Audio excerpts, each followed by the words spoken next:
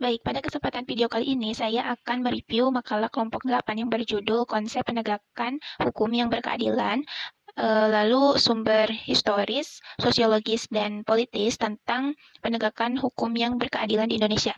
Yang pertama itu ada konsep penegakan hukum yang berkeadilan.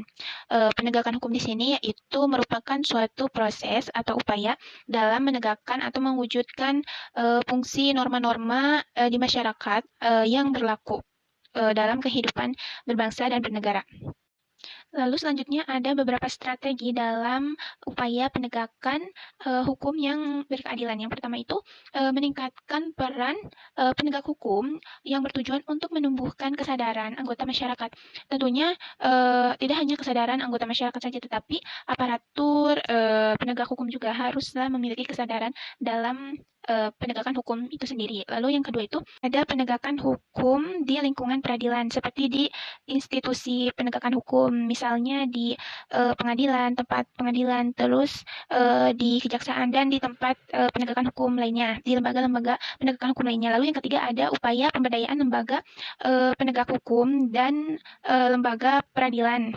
Lalu selanjutnya ada sumber historis atau sejarah penegakan hukum yang berkeadilan. Secara singkatnya dibagi menjadi beberapa periode. Yang pertama itu ada masa pra penjajahan, lalu ada masa penjajahan Belanda, penjajahan Jepang, dan masa kemerdekaan.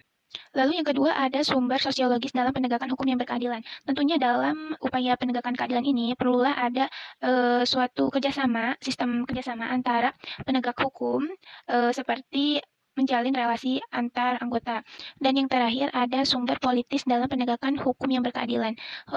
Penegakan hukum ini dilaksanakan oleh lembaga yang memang memiliki tugas dalam hal tersebut, yaitu seperti Polri, Polisi Republik Indonesia, lalu ada jaksa, KPK, dan advokat atau pengacara. Sekian dari saya, terima kasih.